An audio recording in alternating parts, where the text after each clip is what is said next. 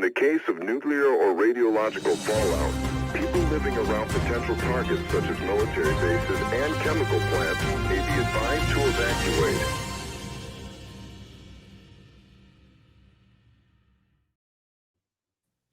Well, hello, Sublation Media viewers. It's I, Douglas Lain.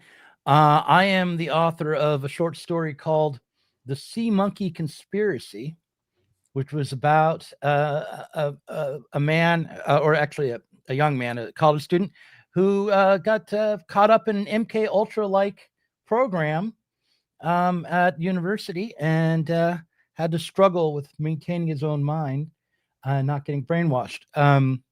With me today is Benjamin Studebaker. Ben, you want to introduce yourself?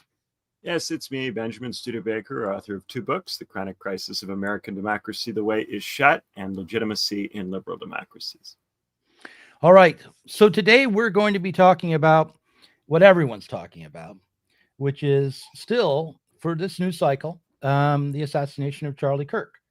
And we're going to be trying to understand it, not just in terms of what actually happened or who Charlie Kirk was, but also how it's being understood, like how it's being taken up. What is its effects politically?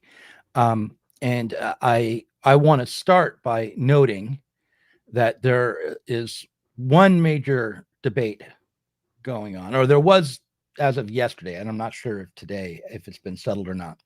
But the debate is Tyler Robinson, the man that the young man that they've apprehended, and who's a primary suspect in the case, is he a groyper or Antifa?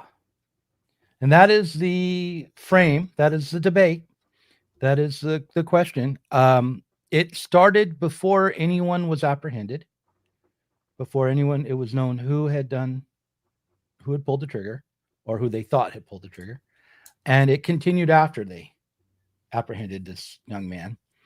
I found it to be unsettling that people were debating that question so early. People I knew, people who were part of our milieu, were insisting it was that the shooter was definitely a groyper before we even knew, anything really. And so, of course, the right wing insisted that it was some sort of left wing Antifa, rad lib, purple haired, transgendered, gender studied, et cetera, that had pulled the trigger.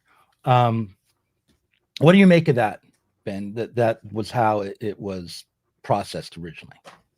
Well, for one, the fact that nobody can tell the difference is instructive. There's not a whole lot of difference between Antifa and the groypers. Mm-hmm. But I think more fundamentally, what the real effect of this is likely to be is an increase in securitization. I tweeted out after it happened that, if you want to know what this kind of political violence does, go to an airport, look at what happened after 9/11, look at what those TSA lines do, the amount of money that's wasted, ruining the experience of going through the airport. There's a possibility that in response to this, campuses, because this happened at a campus, will become more like airports. There's a possibility that speakers will be scared to show up unless they become more like airports.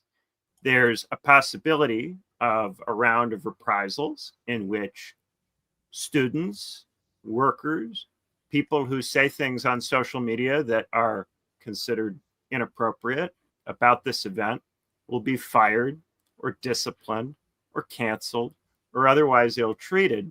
This is the stuff to worry about, the stuff that is in the process of happening or has not yet happened, but there's a real chance that it will.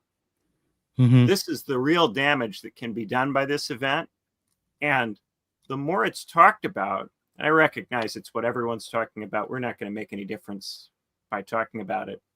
But the longer it's talked about, and the longer it's at the center of the public conversation, the more likely it is that all of these further bad things will occur.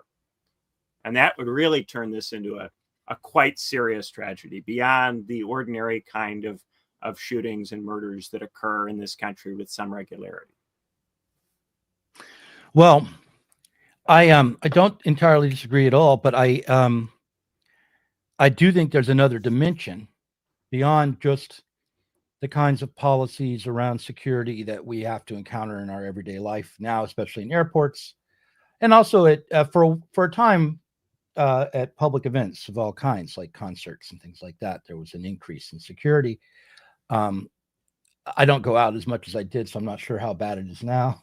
But there is also some rumors or some reports that the FBI and perhaps other intelligence agencies are searching for connections between left-wing organizations, whether they be nonprofits or NGOs or more informal groups, and terrorist organizations. And that investigation, I think, has a potential to go beyond the particular event of the assassination of Charlie Kirk. They're saying now they're looking for ties between left organizations in Utah and the plot to kill, if there was a plot to kill Charlie Kirk. I mean, there was obviously at least a plot in the sense of somebody had the idea in their head and plotted to do it. But anyhow, the way in which this might be used or is already being used to set up what I am thinking of as another round of COINTELPRO is worth noting as well. The expansion of the category of terrorism to new people, new groups, the deployment of that concept in spaces where formerly it wasn't deployed, the transformation of ordinary criminal behavior into something special that has a special status that requires a response from the intelligence services. Mm-hmm. All of this stuff is concerning. And the sad thing is that I don't think there's very much that we can do about it other than try to avoid dumping gasoline on it by making interventions which further fuel the domination of news cycles by this story.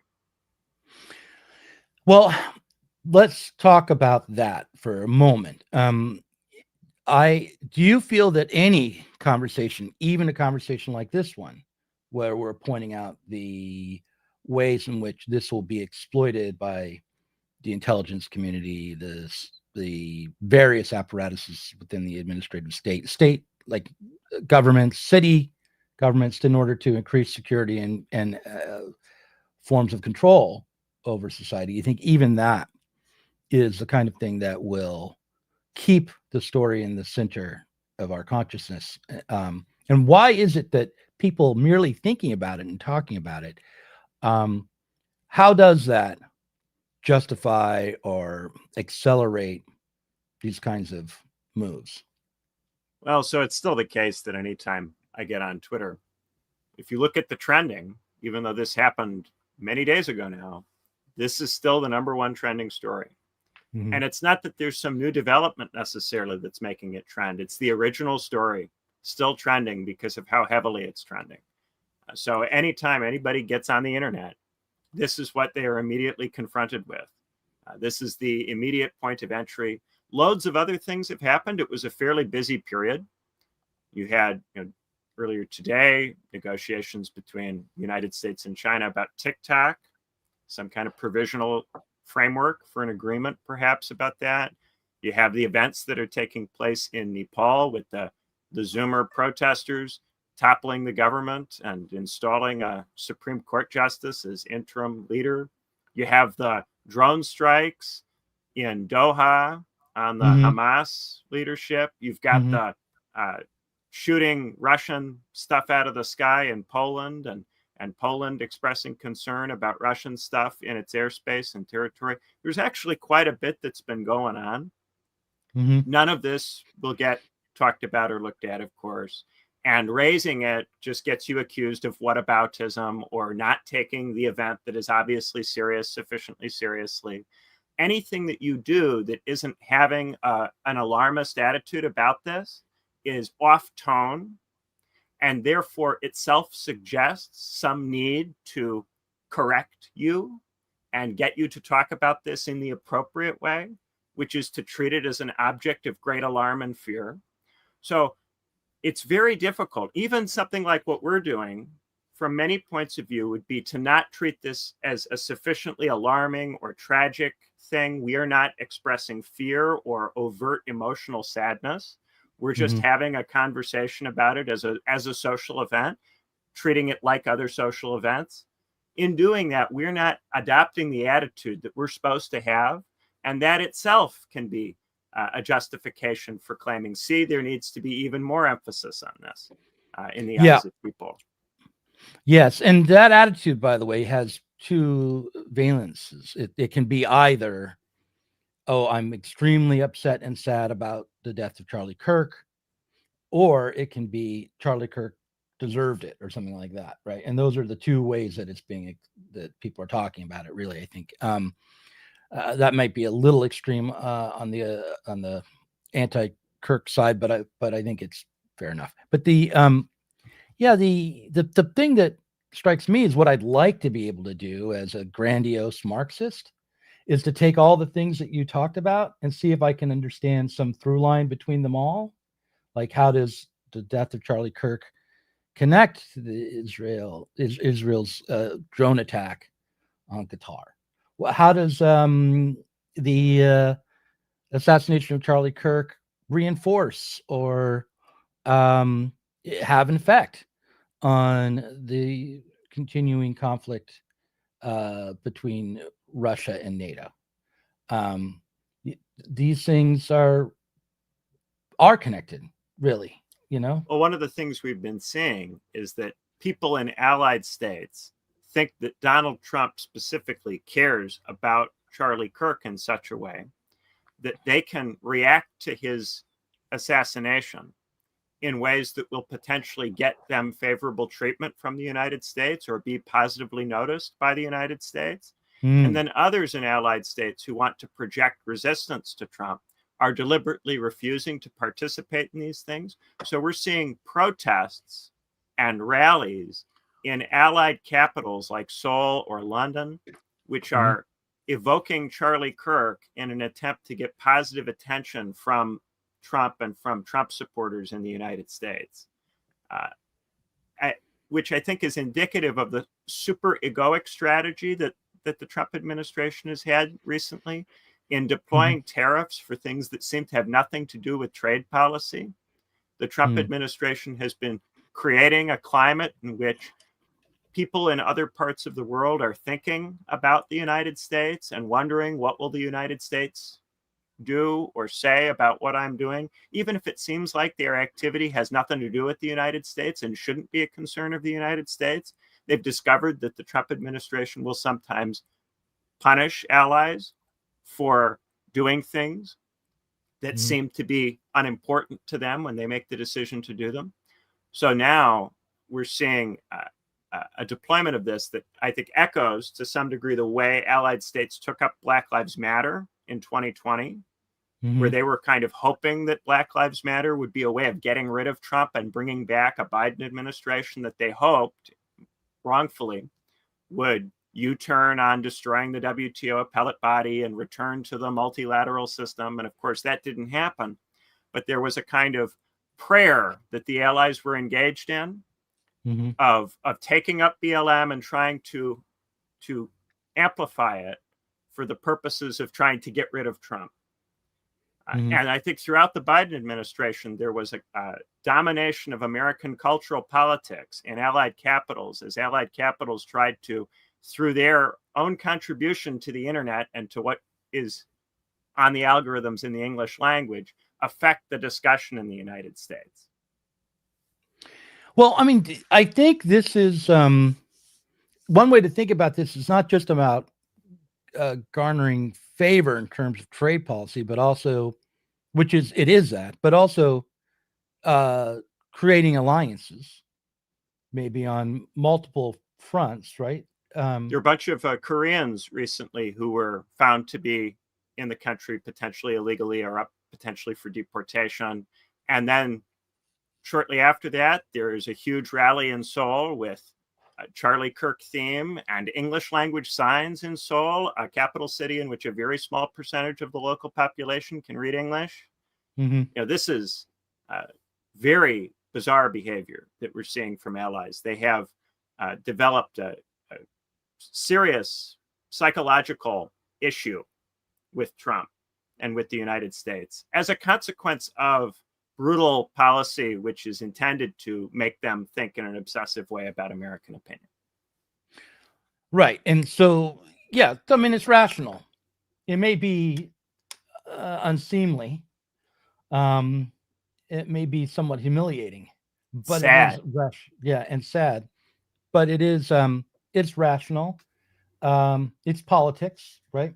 It's playing out. And but I've got my, I guess, my conspiracy theorist hat on, not because I'm so concerned about tracking down who's really behind the assassination of Charlie Kirk. At this moment, I simply cannot know, right?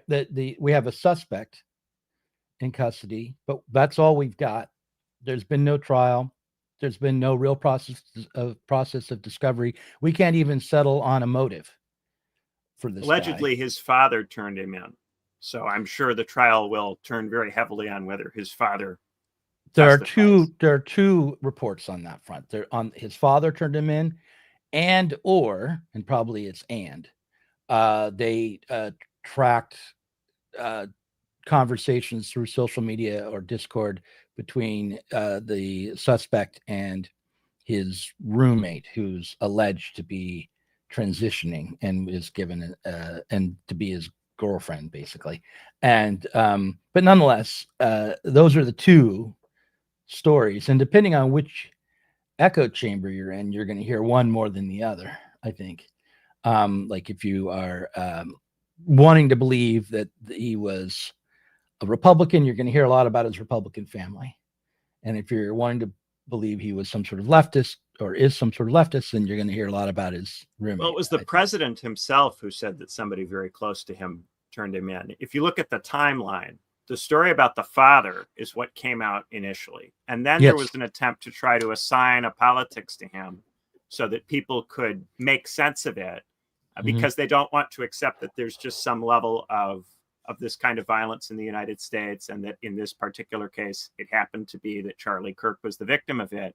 They want it to make sense. They want it to have some sort of straightforward ideological meaning. And so then you get this ridiculous debate over why. But of course, the vast majority of people, of the vast majority of any ideology that has any significant number of followers in the United States, are not violent, do not commit these kinds of acts. That's true for the right. It's true for the left. It's true for the center. None of these movements are, by and large, overwhelmingly violent or likely to be violent. There are millions and millions and millions of, because we have over 300 million people in this country, radical, wacky, left-wing, right-wing people. Very few of them commit acts of political violence. It's really quite shocking how rare political violence is in this country, given the kind of discussion that we typically have and how many people we have, just how many people potentially could be crazy enough to do one of these acts. It's really amazing how rarely it occurs. And I think the narrative that this is indicative of a widespread, very large amount of violence, this kind of fear narrative is unhelpful and really has nothing to do with reality. Well, I think what does have to do with reality is the fact that political violence is a political tool of the state. And that there's a history of these kinds of acts being traced back in some way or another to the state. And I want to read a list of factoids, which are of varying degrees of, let's say, some of them are highly speculative or should not be taken to be conclusive. Some of them are conclusive. So I have a list. Here it is. Oswald was not on the 6th floor, according to eyewitnesses. 80% of the eyewitnesses saw the gunman and plumes of smoke on the grassy knoll. The Warren Commission report was created in order to create the impression that Oswald shot Kennedy and acted alone, but it is itself the most damning evidence of a state conspiracy given how self-contradictory it is and the now publicly revealed motives behind the formation of the Warren Commission. Howard Hunt, a CIA operative, gave a deathbed confession. He told his son he was involved in the CIA plot to kill Kennedy. Here's another one, another factoid. Squeaky Fromm, a member of the Manson cult, tried to shoot Gerald Ford in 1975. Her Colt 45 misfired and she was apprehended. Charles Manson and his girls are rumored to have had a CIA handler, and that handler's name was Walter Kern. Many say he was some kind of intelligence operative. He kept tabs on them during the months before the Tate murders. Sarah Jane Moore tried to shoot Gerald Ford 17 days after Squeaky Fromm's attempt. She was an FBI informant. She wanted to bring about political change. This occurred in the same year that MK Ultra was exposed by the Church Committee. John Hinckley Jr. shot Reagan in 1981. He was the son of John Hinckley Sr., a close friend of George Bush Sr. George Bush was scheduled to have dinner with Hinckley Sr. on the day Reagan was shot. George Bush Sr. was the former head of the CIA. The Secret Service failed to abide by standard protocols on the day that Thomas Crooks shot at Donald Trump and killed a bystander. Thomas Crooks managed to climb up on a roof near the stage and move about on the roof for a few minutes before taking a shot. Thomas Crooks was a Zoomer kid, 20 years old, who had no social media presence. There were reports of him using a burner phone to communicate with someone or some server overseas. He used a drone and a rangefinder to map out the event space on the day of the event, and he'd visited the site a week earlier. Officers noticed him studying the snipers and behaving suspiciously before he moved to the roof, but did nothing. So I'll just let you respond to my little list of factoids. Well, so of course, there's always a possibility that something could have something to do with the state. It tends to be difficult to prove these kinds of things. People who write books about these kinds of things, the books tend to be very controversial, in large part because a lot of the evidence, if there is the evidence, is not going to be readily made available to the people doing this kind of research. So they will necessarily make leaps of varying kinds. Those leaps could be based on something that really happened that they simply can't substantiate because the evidence is being kept away from them, or it could be the case that they're just making stuff up. I think often there is a tendency to big up the capacities of the state.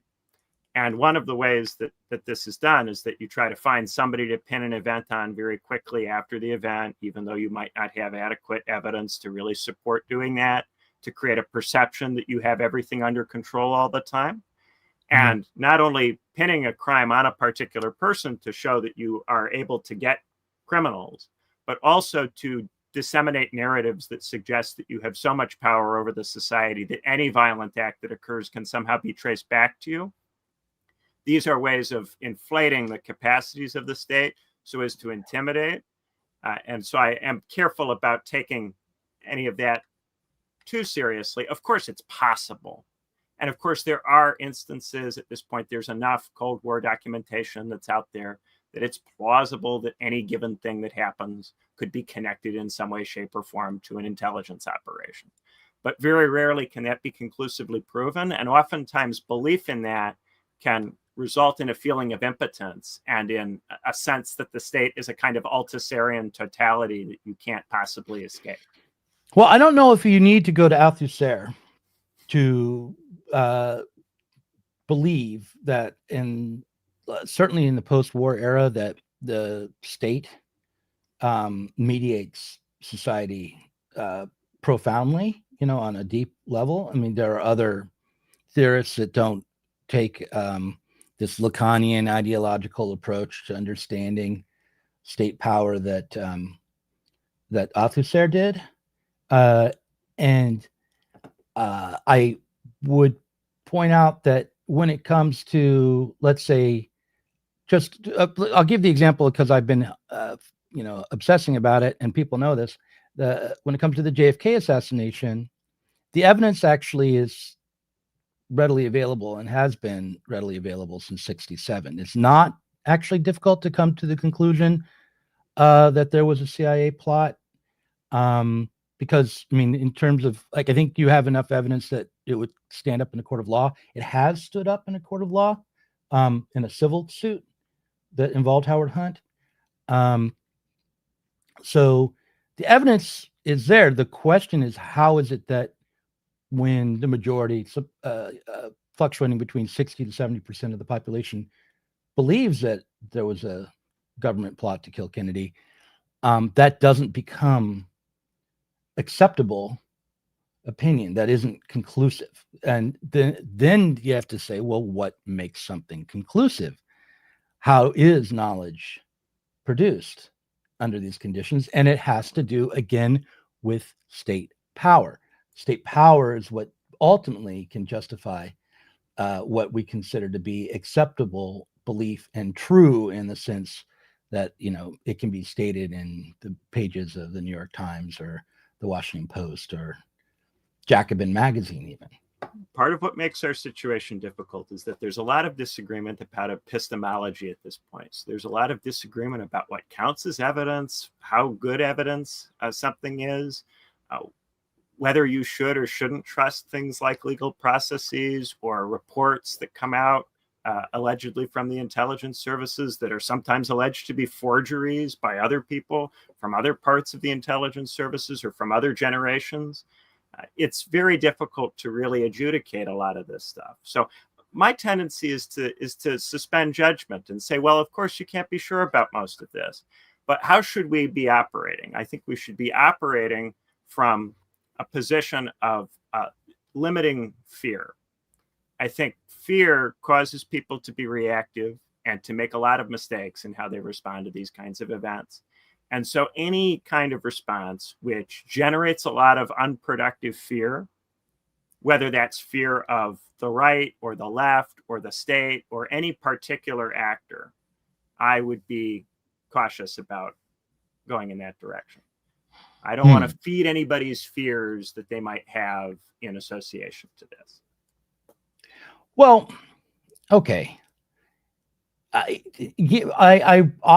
want to avoid making people reactive or fearful, but I don't want to perpetuate a sense of safety or security or normalcy that I think isn't true. That I don't want to avoid thinking things that might inspire some fear if we took them seriously on the basis of our emotional regulation alone. I do believe, like, for instance, Operation Gladio did occur, and to understand that moment in history thoroughly, which I've been reading about it, so I wouldn't say I understand it all that thoroughly, but to understand it and to begin to understand it means passing through a moment of some fear and trepidation. Well, how you deal with that fear and trepidation is important. What can you do with Operation Gladio?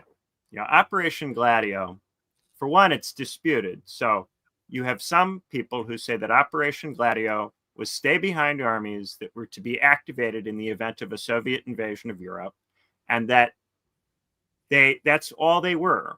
And then you have other people who claim that while they were ostensibly meant to be activated, some of them, on a roguish basis, undertook domestic operations, sometimes violent or potentially terroristic in nature, to try to disrupt the left in the various European states in which they were stationed. Then you have some people who take it a step further and go, no, these weren't rogue operations. These were in some way directed by the United States, deliberately and purposefully.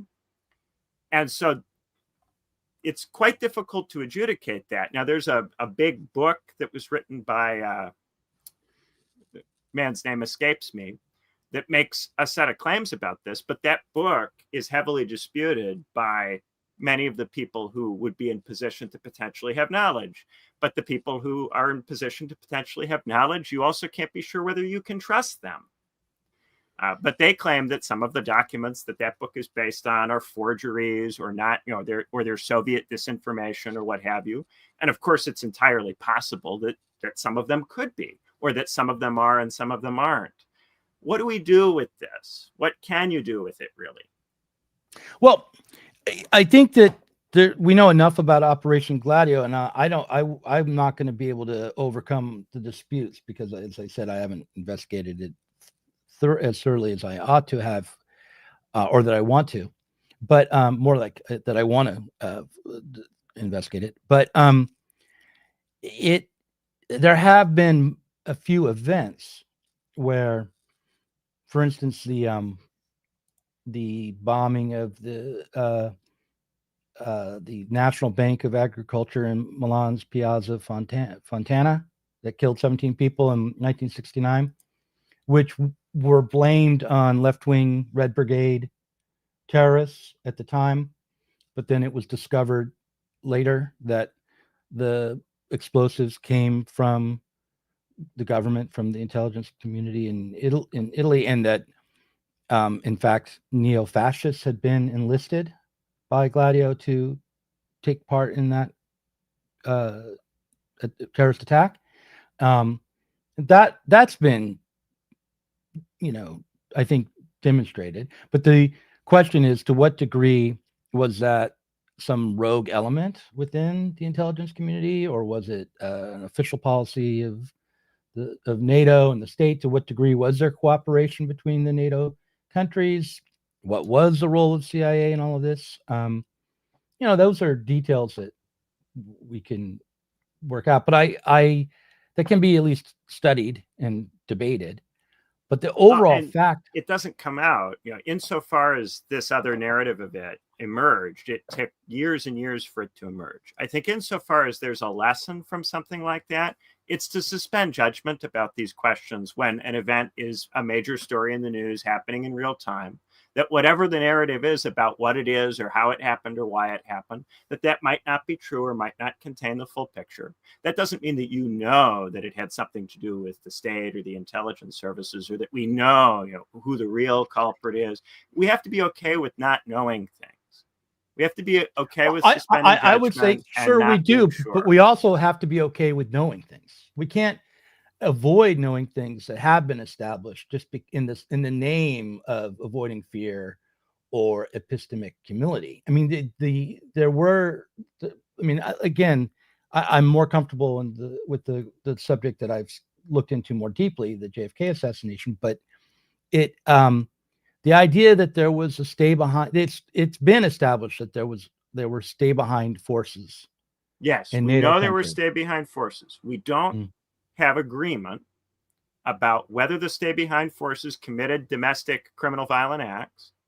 And then insofar as there are some people who concede that, some of those people deny that it was directed or that it was purposeful policy.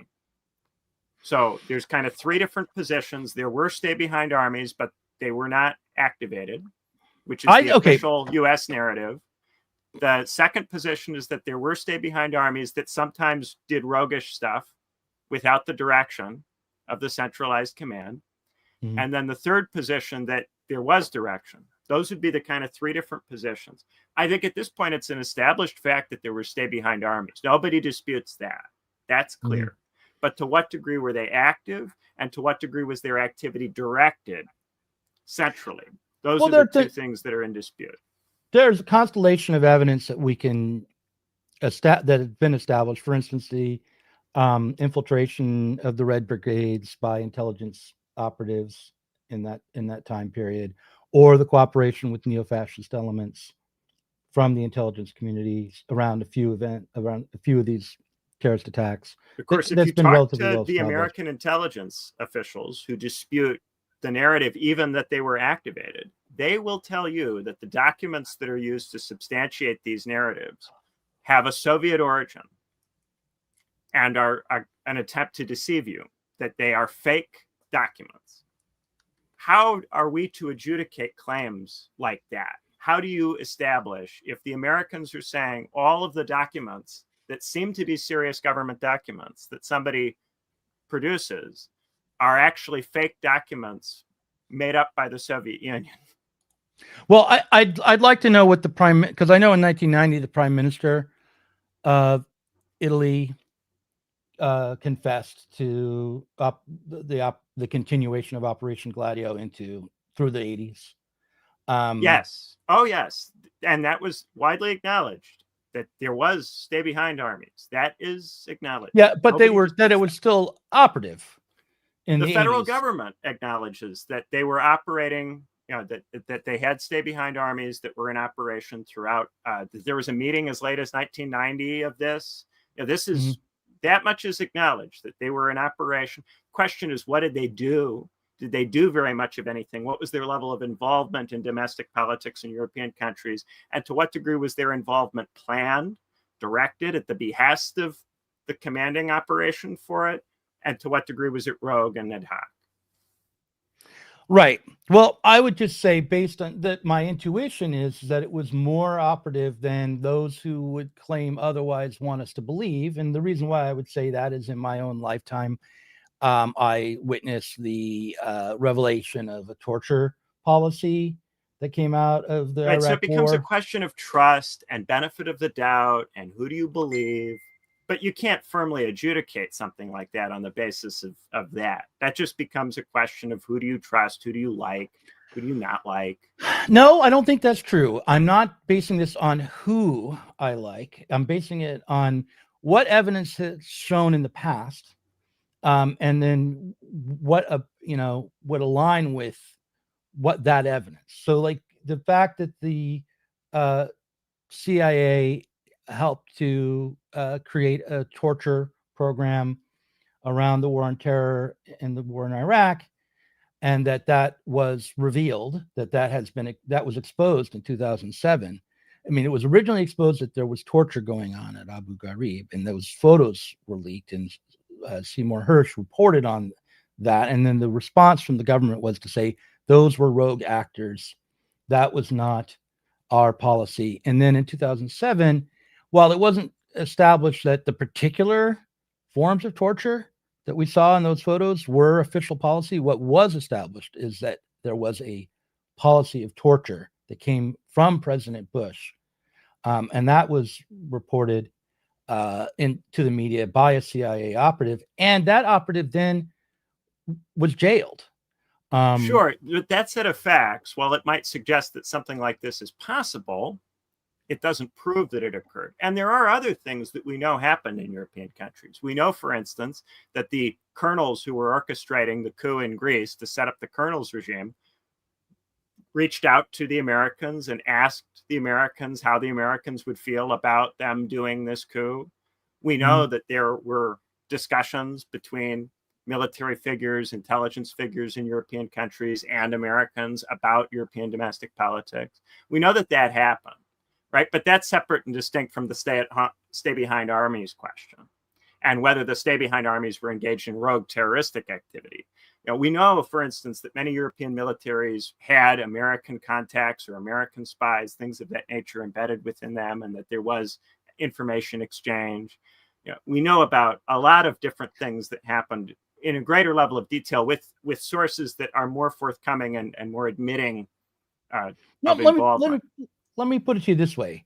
When it comes to what we pay attention to and what we investigate, not what we conclude, but what we investigate, what we decide to try to understand, I think there's enough circumstantial evidence that it would be worthwhile to see if it could be something conclusive could be understood from the evidence that we have. And I think the question, for instance, of whether or not the documents that you're referring to that were supposedly of Soviet origin actually were from Soviet origin, or what it means that they were from Soviet origin, that could be tracked down and understood. These things are not inscrutable. I know that in the case of the Warren Commission report, one of the tactics of a cover-up is to dump contradictory information on the public and dare them to read it. And if you do read it and think about it, you can reach conclusions. But it's a matter. I think a lot of the time crimes are not solvable. You can have a theory of what happened, and the theory might be reasonable, it might be plausible, it might fit the evidence. But sometimes there are multiple different theories that fit the evidence that are roughly equally reasonable or plausible.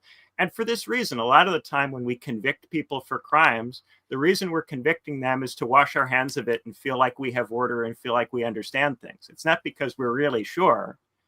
And that's why the legal standard for this stuff can't be actually having any level of serious certainty.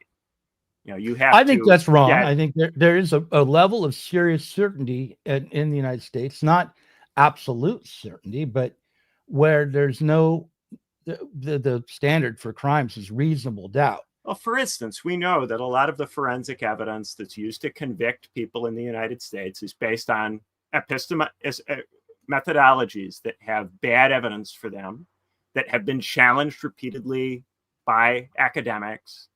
And nonetheless, a lot of these forensic techniques are used all the time to get convictions in the United States, even though there are all of these questions among researchers about whether any of this is actually any good. The public thinks it's good, juries think it's good, and therefore defense attorneys have a hard time explaining to the public why the evidence isn't as credible as the prosecutor says. And if the prosecutor can convince the jury that it's a credible methodology, it doesn't matter whether there's academic research suggesting it might not be credible. But there are certain forms of evidence that are not admissible because they have been found to be not credible forms of evidence. Sure, but that's the stuff that seems to the public straightforwardly to be suspicious. And there's a lot of stuff that is taken seriously in criminal trials that maybe shouldn't be. And that, it's a fuzzy space. And what counts as good evidence and what doesn't count. The reason that there's such intense arguments about this in criminal trials is that it's not obvious. Well, I would say you're not wrong that it isn't always obvious, but obviously, to me, the solution for the question you just raised would be to make an effort to make those forms of evidence which are not credible, which are so easily falsifiable or demonstrate confirmation bias or impressionistic, to not be admissible. And there are forms of evidence that are no longer admissible that were in the past. And nonetheless, I'm not saying but you can only do that once you've established a consensus, a broad consensus on these questions. And there's a lot of stuff at any given time that you won't have a sufficient consensus on that will be in this fuzzy space. And what I'm saying here is right. But look, now we have a chicken and egg. Now we have a chicken and egg problem, because what I'm saying is there is enough evidence available around, say, the JFK assassination, that not only can we create a consensus, it was created. It happened. There was a consensus around it. The consensus was that there was an assassination from the state of a president. That was the consensus. Nonetheless, despite that consensus, that is not a permissible opinion amongst the political class, to say broadly, right? That is not a permissible fact for political activity to be based on. You cannot do anything with that understanding, even though it is solid enough in terms of evidence to build a consensus around. And I think we should confront that fact. I want to read one other thing before we go through another round of debate on whether or not we have enough understanding to even take the notion of this seriously enough to try to build a consensus and think of it in political terms. I want to read a quote that I used to read a lot when it came to the Twitter files. I want to recontextualize it in today's moment, and it's from Gita Board's comments on the Society of Spectacle, written in 1988. He wrote, "Never has censorship been more perfect. Never has the opinion of those who are still led to believe in several countries that they remain free citizens been less authorized to make themselves known whenever it is a matter of choices affecting their real lives. Never has it been possible to lie to them with a perfect absence of consequences. The spectator is simply supposed to know nothing and deserve nothing. Those who are always watching to see what happens next will never act. Such must be the spectator's condition. People often cite the United States as an exception because there Nixon came to an end due to a series of denials whose clumsiness was too cynical. But this entirely local exception, for which there were some old historical causes, clearly no longer holds true, since Reagan has recently been able to do the same thing with impunity. All that is never sanctioned is veritably permitted.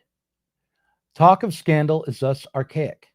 The most profound summing up of the period that the whole world entered shortly after Italy and the United States can be found in the words of a senior Italian statesman, a member simultaneously of both the official government and the parallel government called P2. Quote, "Once there were scandals, but not anymore." Did that Did you follow that? Did that make sense to you? What that meant? Yeah. What can you do with all of this stuff? Yeah. Where does it ultimately go? Ultimately, it seems to me that attempting to have certitude about these things leads people to think they know what happened and then make various kinds of mistakes on the basis of an excess of certitude.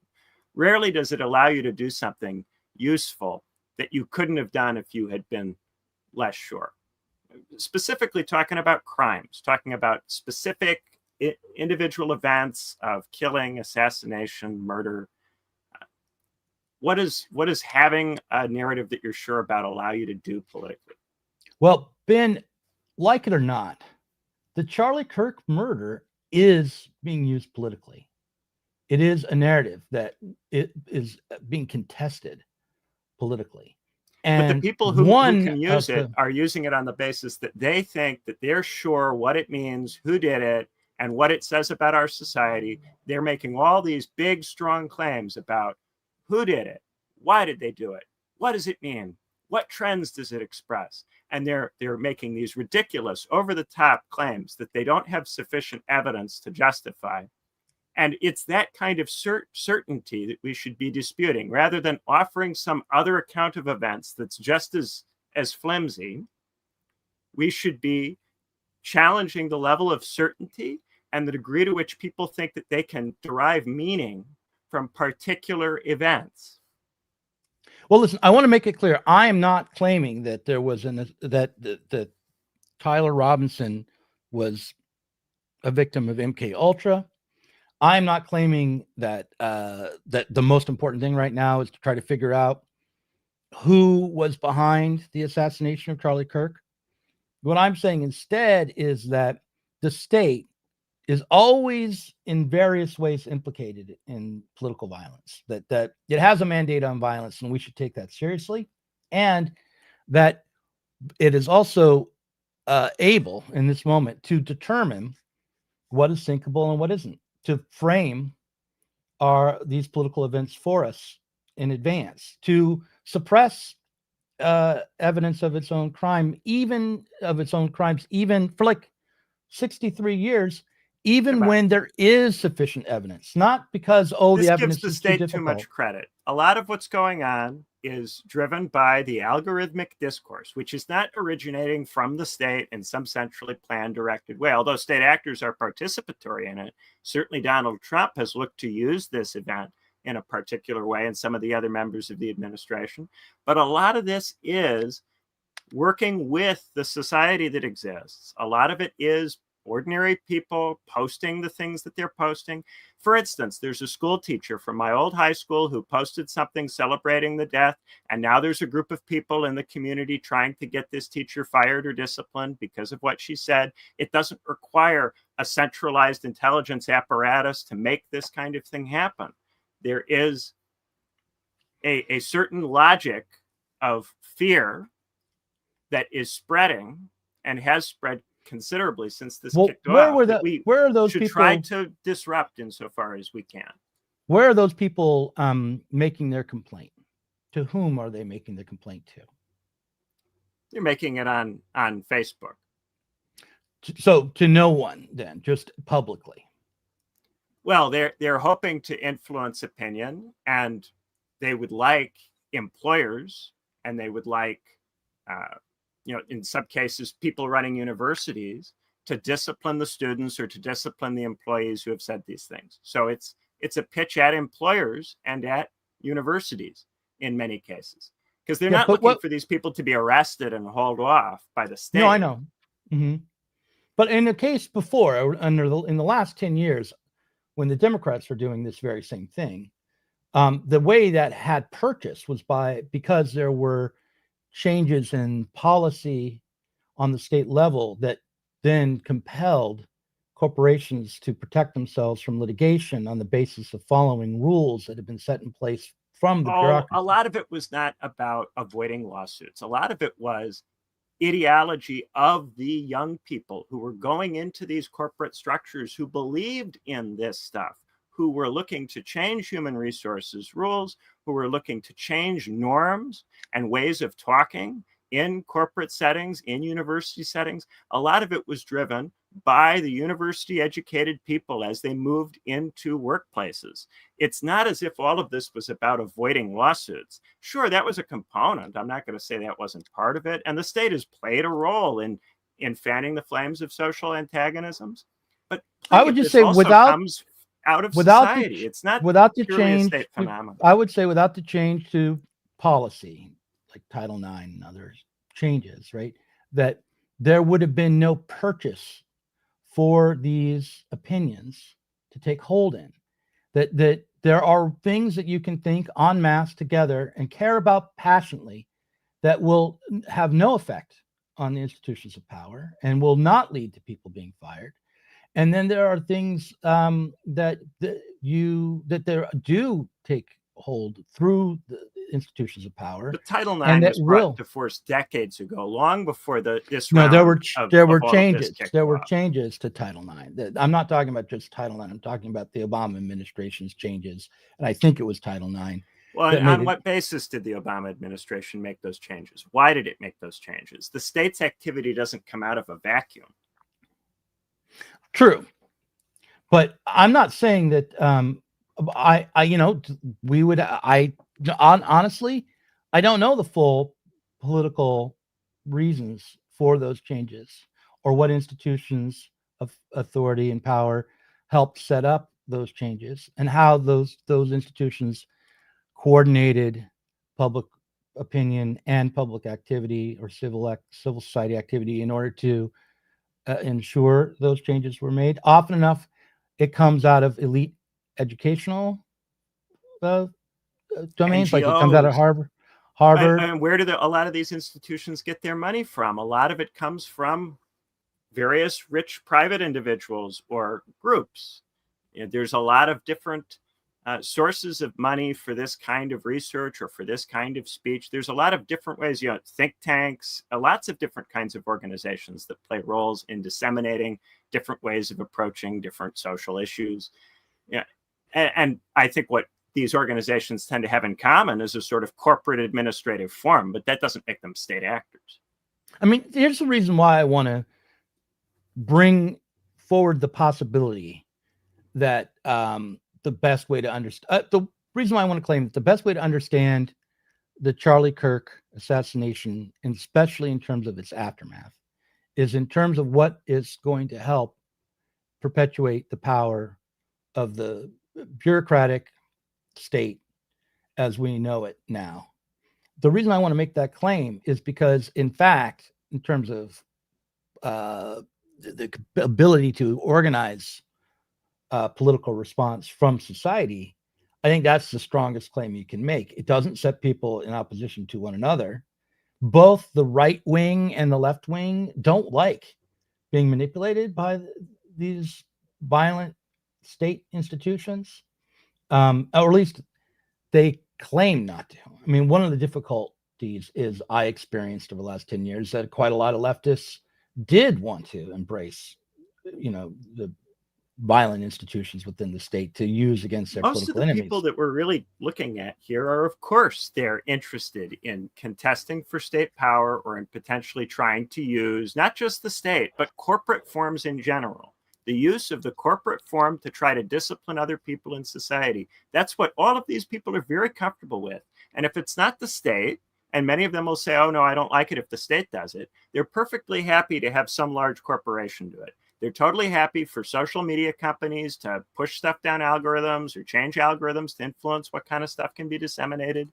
And they're perfectly happy for human resources departments at major corporations to bring in various kinds of policies, disciplining people for saying or doing this or that thing. A lot of the demands are directed not at the state, but at a variety of other sorts of corporate structures that play mediating roles in the system that we have. Right. Right. I know a lot of people are willing to do that. And often, though, when you look into it a little more deeply, the difference between Facebook and the state evaporates, especially that was demonstrated over the last 4 years. But this leads in a kind of Althusserian direction where everything is too flush and the contradictions and differences among the various elements become hard to see. And when people start approaching it or confronting it, You that way can't they feel tell- small and weak and unable to do anything. I don't agree that it's Althusserian. I really don't. But if you want to say it's Althusserian and then say that the what was exposed about the way the state actually was operating, meaning the Department of Homeland Security, the FBI, the CIA, the CDC, Althusserianism was a reaction to something genuine, a phenomenon that was going on. There is an appearance of flushness, but that doesn't mean that it is as flush as it appeared, especially in post-war France in the 60s. Say that again. It is as what as it was in post-war as France? Flush. So when I Flush? say flush, what I mean is that the state can straightforwardly get what it wants out of all of the different kinds of corporate structures that exist. That the state is able to have a kind of ruling or master ideology that it can get all of the different seemingly pluralistic elements to conform to or to obey or to serve in some way. And that it can do this without a whole lot of trouble, without having problems or without contradictions, that it has a kind of flush relationship to these other things. This, I think, is this is where I disagree with in the 60s. This is where I would disagree with Althusser. The state can direct and does direct most major, like let's say big tech corporate entities in terms of media.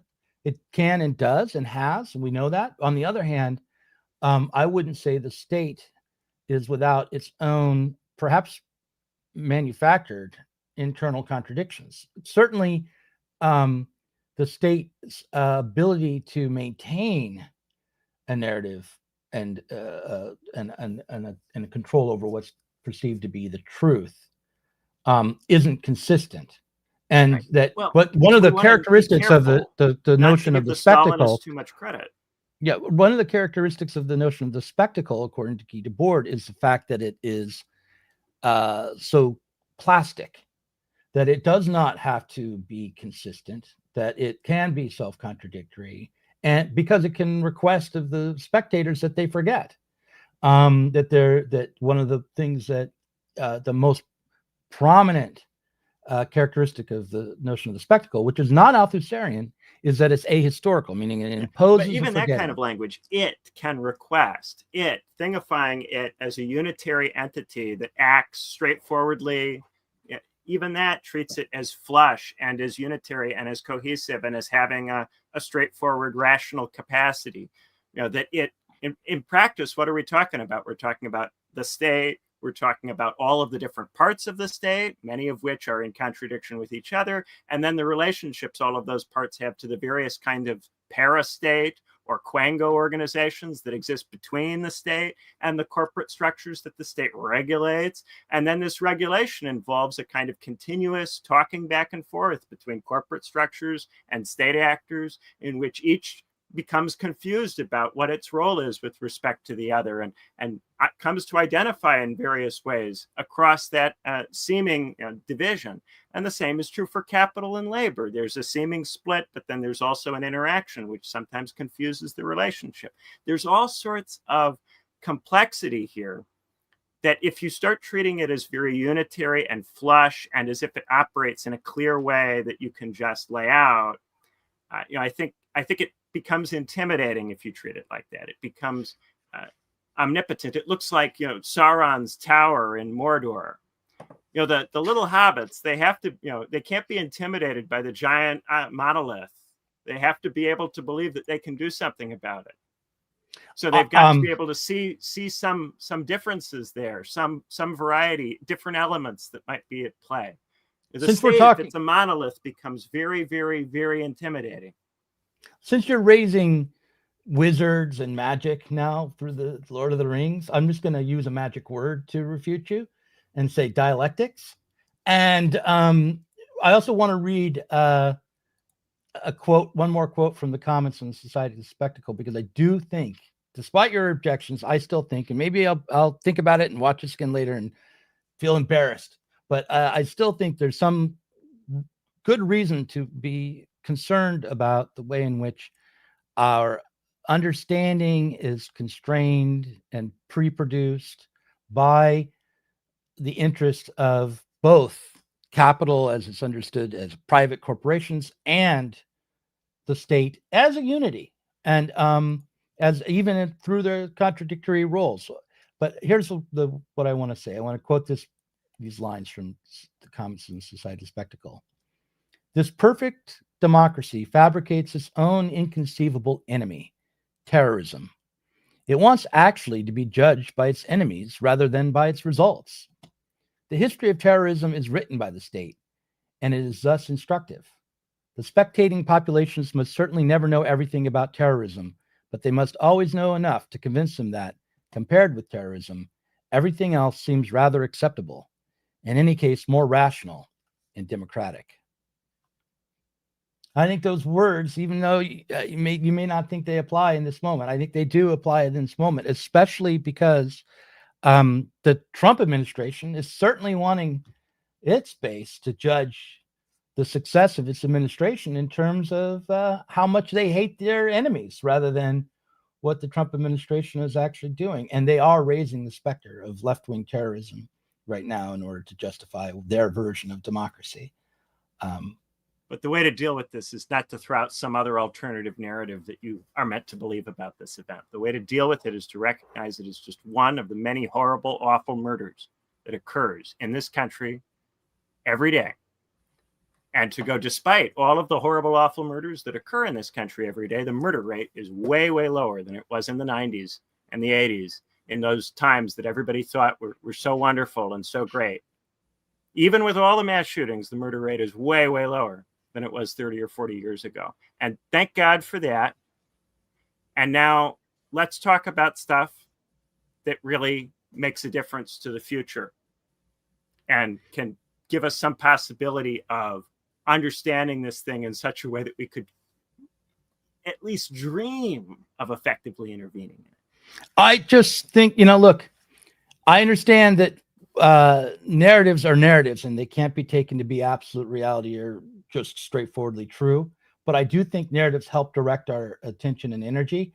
And as a short story writer, you're never going to get me to just completely drop the somewhat narrative approach to understanding the world. But it was a good conversation, Ben, and we'll talk again next week. Thanks everyone for watching. We've been doing this for about an hour. I'll be talking to Rudy Grieser in the Parrot Room this week and doing our debrief. Thanks for watching. Go join us on Patreon. It's what allows us to continue. It really is. So please join in there. And thanks for watching. In the case of nuclear or radiological fallout, people living around potential targets such as military